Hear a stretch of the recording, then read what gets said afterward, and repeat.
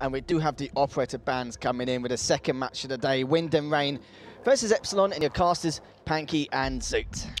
Thank you very much, Lethal. We are going to be moving into the game in just a few moments as we get the bands out of the way. It is Epsilon first, getting rid of Glaz, and business as usual, really, on that end. Wind and Rain going to be on the attacking side first. I'm more interested to see their defensive ban, but what else do they want to get rid of? Going to be getting rid of the Blackbeard, actually.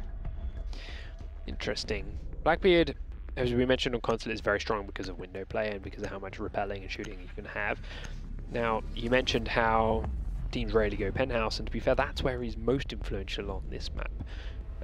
Repelling on that big open window and being an immovable force from there. The other spots, he's not as strong, but if they're worried about a few particular ideas, obviously take him out.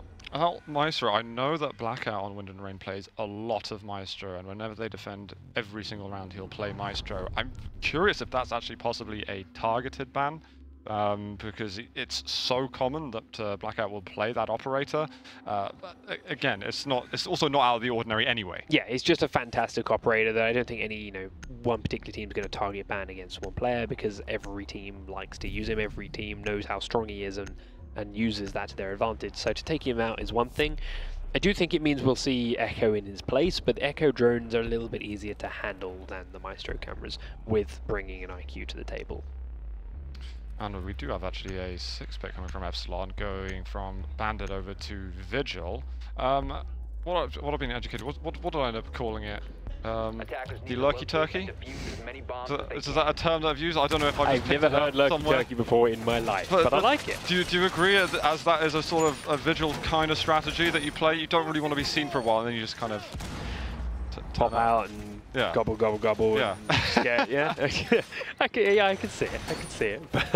We'll watch and see exactly where Shermie goes. As I mentioned, roaming on this map is, it's a big thing, and it's very influential because of how many long angles you can have. If you're looking here at the basement, you've got the lobby on the right-hand side of your screen. You can see all the way down towards the wall of the blue bar from that angle. That's one way you can push. You can look across the middle central area if those walls start to open. You generally will see teams making holes next to where Legion is right now. You can see there is a rotate hole in there. And again, you can see that from all the way in the lobby to the other side. If Shermie, after his run out onto Kuyu, stays around this side of the map and isn't flushed out to there, he can be a big impact on these A and B bomb sites from a long way away. And of course, there is no one better at hiding than Vigil, thanks to his gadget. Yeah, that wasn't the Lucky Turkey though. Yeah, that was a very aggressive run out at spawn, and it takes away his own worst enemy. Exactly. It couldn't really be a better start for Epsilon actually in this round, and indeed the match with QG out of there. They don't need to worry so much. They can be a little bit more mobile around the map as their footsteps are not going to be tracked. Proyo, though, still on Legion lurking down those back stairs. Let's see what kind of setup actually we might be getting offensively. Trying to see what side of the map they want to attack. Are they going poolside entrance or? We went from Hayes is sitting in the kitchen and is just holding an eye angle. The rest of the team seem to be controlling the upper floors at the moment. Yeah. Now, Vigil, they know he's on site. They can hear him shooting and see him shooting from the site location. So I'm interested to see. Never mind. Where Epsilon plan to use him in future, but they're not going to now that Vex has taken him off the board. But it's quickly answered. Yeah, we're getting some trade-outs here, one after another, as Vex gets the last onto Astro. That's going to bring us into a 3 versus 3 now, with 90 seconds left on the clock. So although there was the early casualty for Wind and Rain, they are trying to get back. All of them trying to get this match off to a good start to get that first round on the board. That's Madman, who we were missing last week. Let's see what kind of an impact he's going to be able to have this time round, as pool entrance is pretty damn quiet for the moment. But Hayes looking over from kitchen, just trying to catch someone making maybe a movement error. But it's at that point now where you've got to stop just hoping for errors of some sort. Blur does catch the feet of one of the attackers, but it's not going to result in a frag of any sort.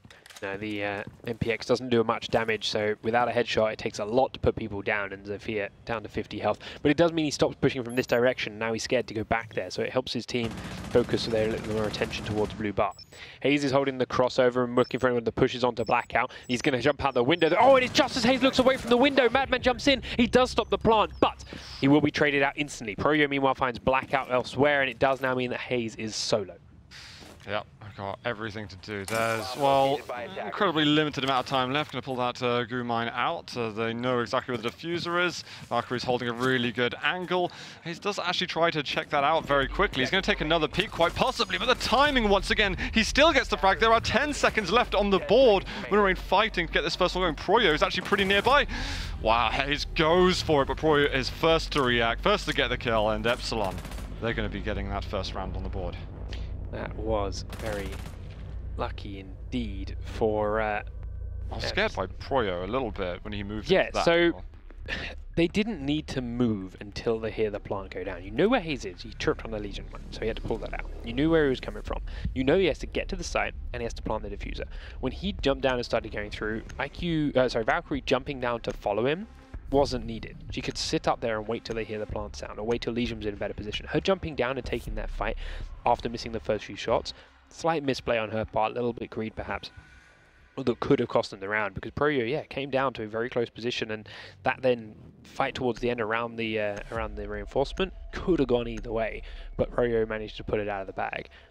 I don't really know how the round started out, because a lot of those kills that go to 3-3 we didn't quite catch, but ultimately it does feel like the defense could be tightened up a little bit. The attack took a long time to get control of the upper floor and to get in towards pressuring the site, and that's something that the Roamers could further extenuate by being a little bit more aggressively positioned and moving back. Shermie, as I say, on the Roamer, on the Vigil, so good at hiding, so good at being that unknown entity. Instead used for a sprint run out at the start, did grab a kill with it, but then just went and sat on site as if he was any other defender. I'd like to see that Vigil used potentially a little bit more. A bit more lurky-turkey, would you say? A bit more lurky-turkey. I will keep saying that, by the way, so you'll be sick of it by the end. Anyway, we are here in kitchen and service entrance. And I wonder if Sherman's going to go for another one of those peaks. Don't think he's going to be able to catch anything on this occasion, but yeah, there's not enough. He's sitting up in penthouse. He is actually having a look around. Still a very aggressive posture there, but there's not really much in the way of Wind and Rain players, as they seem to be mostly, oh, well, actually all up on the west side, looking near sort of hookah balcony. Down into blue bar to office. A lot of droning going out at the moment as they try to clear out. It would be nice to see if they could maybe move it into office at some point soon, or aquarium. I start to get some presence in the map of burning through this first minute of play ever so quickly. Shermie is being a bit more mobile now, a bit more active and making himself known in a few different positions, and that is going to, of course, slow down the attackers as they try and pin him down and find exactly which one he's in before they can move in safely. This is exactly where you want a Vigil, exactly what you want a Vigil to be doing. But he's doing it with a Mute, which is not the end of the world, because Mute... Hello. Nice. Mute can, you know, be as unknown and be as hard to track with well-placed jammers, but you could use it with two combined. That fight between Hayes and Blur, Hayes just about wins, but is not doing too well on his health on the other side of it. Well, still with the man advantage. Kuju trying to find one as well. Was very, very close, aiming too high. Basically, trying to say, am I expecting... Oh, is there a pixel there? Roy sees it, but just can't react in time. And sometimes you're just anticipating someone to be standing around the corner or crouching, and sometimes you catch the wrong end of everything. Proy, once again, just narrowly missing a shot. They have found where he is, so it's going to be difficult for him to rotate around. Does chuck a Guman, just try to get out as many as he can during the meantime, but he is fully surrounded. Wind and Rain are going to make this a 5 versus 3, and the pressure is absolutely on to Epsilon. They do only have to hold it for a minute, and that wasn't going to be too tough until now. Yeah, Madman now falling. The Mute and the Bandit, this is not a good sign. They've got a lot of pings going out at the moment, so the information is there. A bit of utility going through Shermie. A huge anchor in kitchen. Astro is going to find a frag. He's going to find a second, actually, and we're expecting people to walk around for Shermie any second now, but nothing seems to be happening. The patience comes through. Shermie also picks one up, so never mind that it's a 2 versus 5. They've brought it down into a 2 versus 2. Astro looks like he's holding still in lobby. C4 comes out. Is it going to be a double? No. That looks insanely close. 15 seconds to go. Shermie loses track of that information. Now Astro has to come back into the site. He's in the bathroom, has to push service. But it is going to be Vex to shut the one down and equalize things a little bit. Winning rate on the board. Unlucky for Shermie. I don't know how that C4 didn't get a kill, if I'm honest. The flashbang was really well put and allowed them to get into sight to take him away. But the C4 seemed to go through the doorway, and Zofia was right on the outside of that doorway and didn't seem to take any damage from it. It was strange. I was expecting a huge amount of damage. Yeah, unless it did land inside, unless it didn't land in the right place and thus, you know, did not go through that doorway. A little bit confused and unlucky for Shermie in that point. But yeah, very nearly pulled that right back from the edge. Astro really well played with his flank and with his timing to get those 2 important kills onto that side of things. But couldn't quite make his way back onto site after Shermie fell.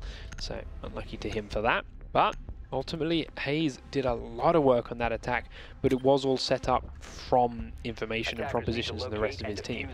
With, you know, pinning Proyo into blue bar, pinning that Legion in spot, allowing Hayes to shoot him in the back. The very nice peek on the tight angle to Madman was just a straight skill setup for Hayes, peeking into that site and winning the fight. But a lot of it all came down to finding and cleaning out those Romans, which they did much better that time around. Yep. Was really, really good for them. And Hayes now finds himself actually on 5 frags, so he is leading the scoreline for the server. Of course, Epsilon having lost on Kitchen Service Entrance, they are going to be opting to choose that site once again. Now spreading themselves further. Proyo complemented by Blur here in Sunrise. And Shermie was roaming around upstairs, was moved back down closer to the site in that hallway. You can see a very, very tight window angle there. But no one really found out in ruins for the time being, and Shermie also. Just in case any quick aggression, anyone opening up any of those wooden panels, they will be suffering. But a lot of those Wind and Rain players, as we can see again, they actually are towards that sort of ruined side, but haven't been given up any free information yet. The drones are making their way around the opening rooms, opening floors, letting them in. Proyo is once again here in Sunrise. I don't know if he got droned. There was one, I think, moving around in this room. It might have been the floor above. But looking at the way Vex is creeping in and checking every angle, I think they know Proyo's here and they're trying to find him again. I'd maybe like to see some more movement though from Wind and Rain with that. Oh, we are just going to have a quick run up. Madman is going to take down Harris with that. And we have another trade there. Proyo taking a second to shoot back. Hayes will take him down. Seemed possibly a slow reaction from Proyo. And we are that was a 44. Gamble play for Madman. Shooting that barrier open can take it takes 20 bullets if you land them all in the perfect spread. To then give him just 10 to peek out onto that IQ. If it had taken any more, he could have had nothing left to peek out and get that kill, and he very nearly ran out. Oh, Vex is going to take the frag as well from Madman. That's making it into a 4 versus 2 all of a sudden. I feel like that Sunrise anchor as well has cost them position. Even though I was about to talk about Wind and Rain, I wanted them to take some position even earlier. Maybe some people moving while the drones are going a little bit so they can get that immediate feedback. We are going to get Shermie trying to equalize things a little more. Blur as well is going to be assisting on this, as now we are down to a 2 versus 2.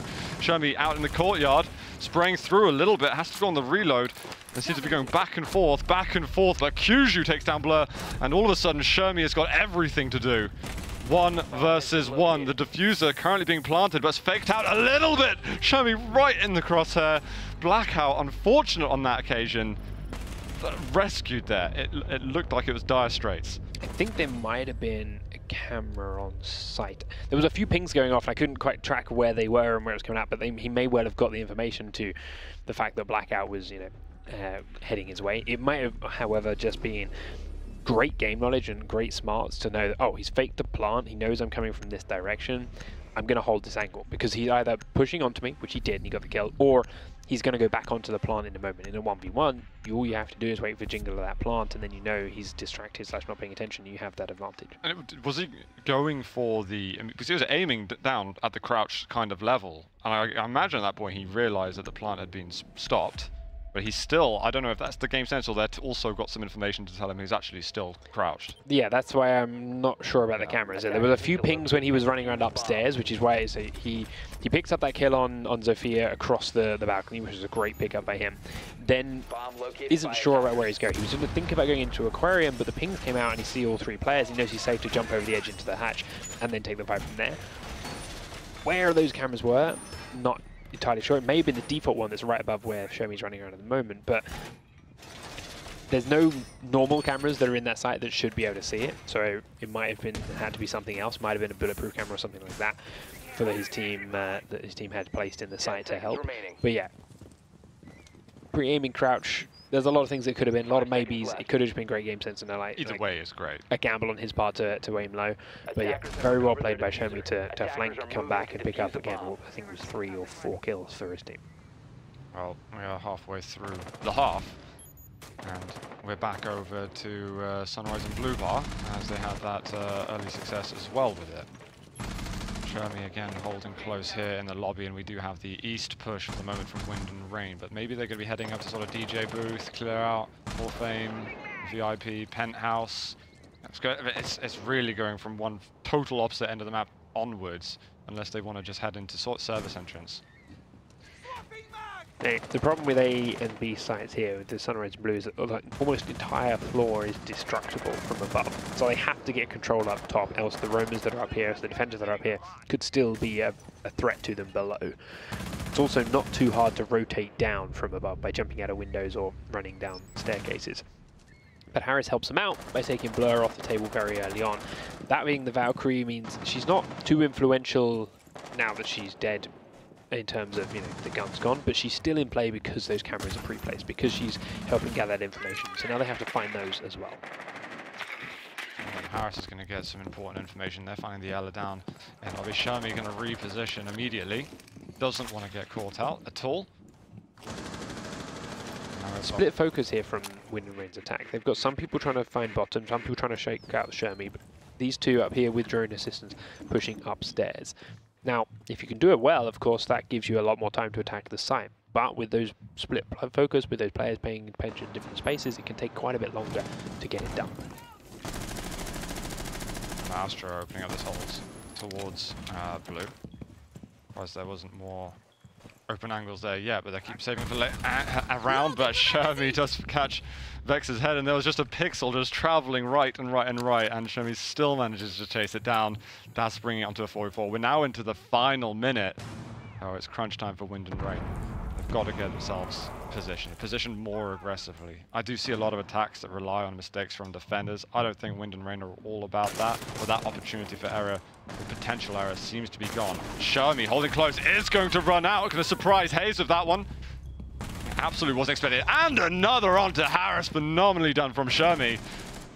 That might have been through the boards as well. That was awesome from him. And Blackout there, I mean, he did just black out because he saw nothing going on. Taken down by Shomi once again. Brilliantly done by him. Shomi clearly doesn't need Vigil to be able to dance around and hide from Epsilon's attack. He is a slippery man, and they just cannot pin him down. Fantastic play from him. Yeah, they just couldn't track him at all. So again, is the brilliant game sense. That aggressive push out of office as the door was open. I believe it was Hayes on the other side of that. Just a good, aggressive, proactive defense, but waiting for that first move before just kind of being undisciplined and just moving into people's crosshairs and just for no reason whatsoever.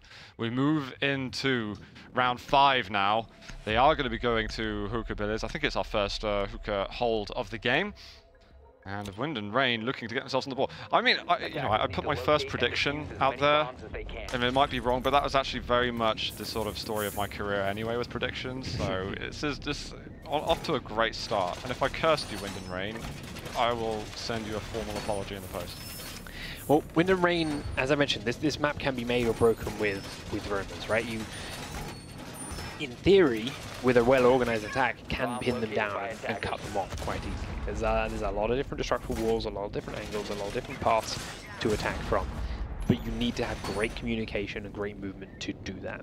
Wind and Rain don't have that on lock right now. There's a lot of gaps in their traps, there's a lot of gaps in their rotation, and Shermie is exploiting those. Every time they spot him in one spot, they start to make their way there in a very predictable fashion, and he's ready for that. He's moved away from that spot originally, and then you saw there, they droned him in the lobby, he ran through CCTV, sat in the office and waited for that door to get open. He was staring at it, he was pointing his camera laser the whole time. He did a look up through the hatch just to check. He got lucky and saw a pixel there and spotted the man, but then he sat there and he waited for that door to get open. He sat there for 30 seconds, but the door got open and he was ready to pink out on Ash and get ready for it. Then he fell back a little bit more into sight and knew the next man was going to drop through the hatch and was waiting and ready for that again too. I just feel like in the initial part where he just got droned out of lobby, I was like, there should be someone there to do something. Yeah, someone should be behind that drone ready to punish. Or to at least watch one of his possible fallbacks, so that even if you don't see him run, you go, oh, he didn't go this way, he definitely went that way. So even though the drone died, you get the information on where he went. But there was no one there. There was no one close. There's no one to follow it up. Oh, last drone. He missed the drone. He heard it, but he didn't see it. Oh, the one there. Okay, locked it down. So he knows, oof, the door is open.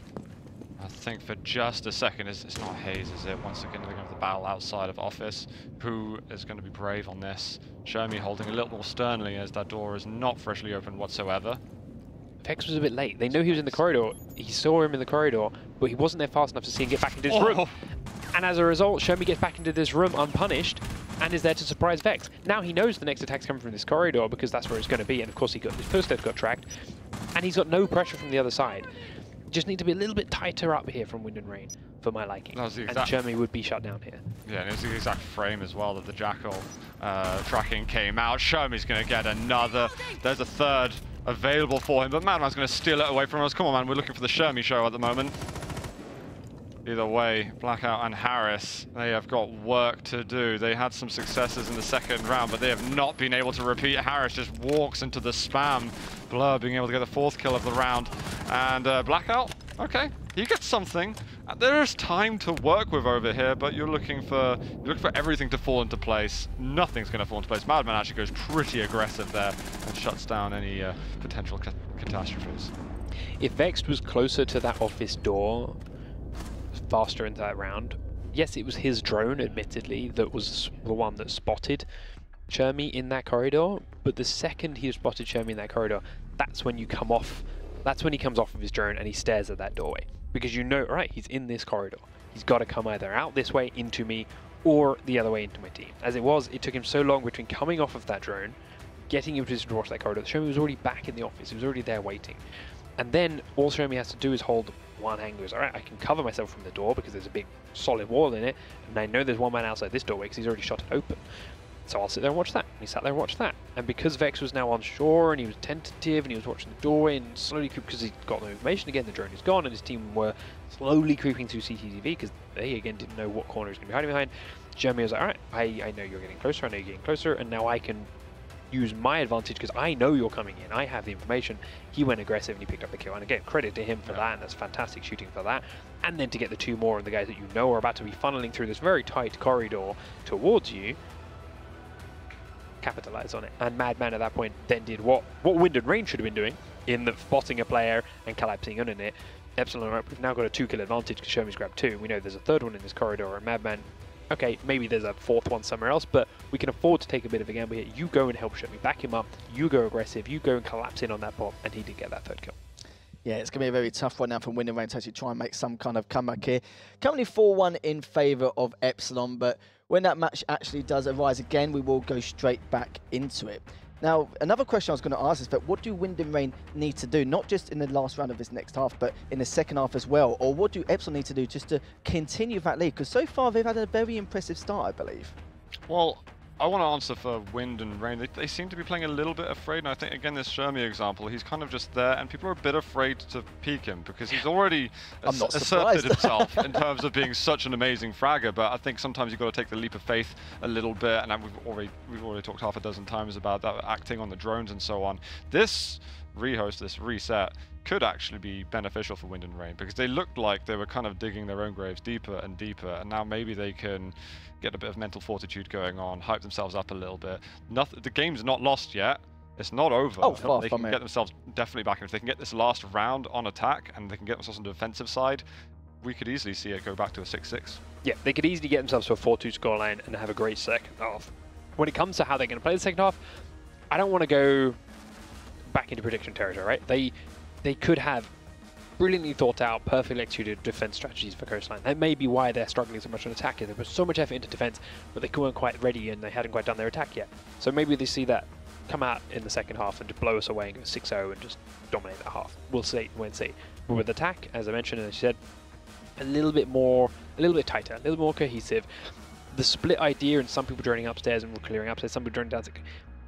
Pick one, stick to it, do it quicker as a group, make it all clean, and then head on down. Yes, Shermie is proving to be a bit slippery at the moment, but you are droning him, you are finding him, you are engaging him in fights. But as you mentioned, they definitely seem to be scared of some of these fights. They definitely aren't in position fast enough for some of these fights. And the amount of times that we see teams, you'll run a drone and Ash is 3 steps behind it. She doesn't have to be far. Hayes doesn't seem to have the confidence anymore to play that role, to follow their role. These drones are getting there, and Shermie's not afraid to shoot them and then turn and run, because he knows that he's got the time to shoot this drone and then turn and run.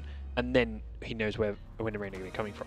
If you get him once by having Ash right behind that drone, he looks to shoot the drone, turns to run away, and he's shot in the back instantly. You've now got this map back in play. The rest of the rest of Epsilon have been playing on site, have been playing a bit more static, and they've not had too much of a time getting in to take them out. Hayes hasn't had the issues aggressively peeking site. We saw him take down Madman in Kitchen. We saw him follow it up with a couple more as well. Prorio trying a similar play in sitting in Sunrise Bar and sitting more statically in there, trying to delay them with the Legion. Got surrounded and got taken out. They don't seem to be too worried about the rest of them, but Shermie is really messing with Wind and Rain's head.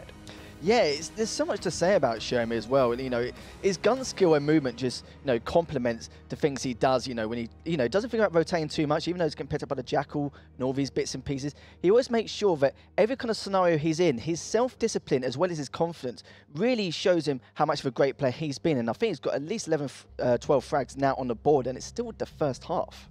Yeah, and we saw initially Hayes was the one who was coming out on top, 5 kills in the first 2 rounds, and he's just... You have someone on the server sometimes who's just got an aura about them, and sometimes they develop it mid-game, and Shermie's done that. They just really, they're stuck. They're actually going after him, like they're proactively chasing him. Like, we need to kill this person, because this person is like winning, making us lose rounds, winning them all for Epsilon. But yeah, there's not coming in. I don't know if we need an operator lineup change of some sort. I don't think it's not pro lineup change. I think it's to say either more aggression, quicker behind drones, staying more tight knit, or even, as I'm thinking back to it now, it's just more utility usage. I haven't seen anyone try and throw a flashbang into a room leads in. I haven't seen, we had, say, Vex was the one that was fighting him a couple of times. Vex was the one that was above the hatch that he caught Pixel of. If Vex, he was sitting there and he was trying to hold it, he was waiting for the rest of the team to come in. Sophia, chuck a concussion grenade into it. Find out if he's actually still in the room. Find out how close he might be. Watch for it to blow up on the proximity charge. Get that information back. And even if you're then not willing to push behind it until your team's back, at least you know, and he's not going to be able to aggressively peek you because he's now concussed or because he's now unsure. But they're not doing any of that. They're just sitting there and waiting to get everyone in the perfect spot, so then push in as a 5-man. The one time we saw them use a flashbang to get in, it was into the kitchen site when it was 2v2. Shermie was the last man on site as Mute, and Hibana throws that flashbang in and hits him. And suddenly they walk in and he doesn't know what's going on, and they manage to take him down and take the 2 out and come back to win that round after taking Astro afterwards. But I don't remember having seen them use any other flashbangs or any other utility to displace or move out any of the defenders. Yeah, utility usage is so important, and even if you execute it correctly, if you're not going to actually go into the site and actually help things out, then these kind of scenarios, it will be very successful. But if they don't use it, then there's not really much room for opportunity to try and get onto these sites. We do have a few players still waiting to actually join the game, but it'll only be a few moments until they join back anyway to finish this match. And so you were talking about before, where if they do take this last round and a half, then at least it will help this team, this Wind and Rain squad, kind of reset their mentality to a certain extent. Yeah, they need it. They need to bring that confidence going into the second half. I think if they go down 1-5, it's going to be an uphill battle no matter what. But like just mentally, they need to have something that's going to reinforce them as a team. I am concerned if they can't get anything strong going in this attacking round. Like if they just get sweeped in this last attacking round, then I'm really seeing it's going to be a blowout. No, I agree. In the mentality game, especially whatever's caused this time out, it's obviously a shame to break momentum and something, but hopefully they go back, they reset, they chat to each other, they get themselves on the same page again, they build themselves up, and they come back in this next line going, all right, we'll get this last one, we'll fall to the half, we'll feel great about it, we'll feel good about it, we'll play back in our game, we'll not be scared of Shermie anymore, we'll play our way. But if that doesn't work, if they do lose it anyway, if they go down 5-1, it has the potential to go catastrophically down the other end and crush them. And then we had this reset, we had this talk, we felt like we were great, we felt like we were back in the zone, and it still just fell away underneath. Did you have some of these experiences on the weekend at all? No, I played fantastically all weekend, and I was unstoppable. There was nothing wrong with that. Oh, there's nothing wrong at all, especially if you're doing it, of course. But don't worry, guys, we've still got one more person waiting for, and then we'll continue this match very shortly. Now, we spoke about it before. Now, we'll not go to the group standings, but speaking about the group just as a whole. Now, if Wind and Rain do loses to Epsilon, that's going to seriously change things with the point difference and how everything's panned out. Because Unnamed, spoken about before the first match was actually played, they're at that bottom spot. And even though they had a very good match in their last game as well, you know, they should be at least level margin with all the rest of the teams. But if Wind and Rain loses, you know, it's blowed wide open. Yeah, this group is already going to be a tight one, and if this result keeps going this way, it could be even tighter again. And not only do those points then make a big difference, the round win-loss could make a huge factor in deciding this group as we get later in the season. And if Wind and Rain continue to lose this one this hard, that round win-loss is not looking good for them either. No, it's not looking good at all, because the round difference between each of these teams is so close. I think it was like +2-1-1 for the top 3 teams, and Unnamed was -5. That could be -2 now overall. So it's going to make things a lot harder. But that round difference, I spoke about it last bit, but this week, as the weeks go on, it's getting harder and harder for these teams. And it may come to a point where they have to beat some of these twice on the trot when they actually do rematch each other in the later weeks as well. Group A is a lot more predictable, as what we know from the placements and their teams here. But this Group B, I don't think many people predicted how it was going to turn out now. And with Wind and Rain losing this to Epsilon, it's even worse. Yeah, I mean, it's all blown wide open if Wind and Rain lose this.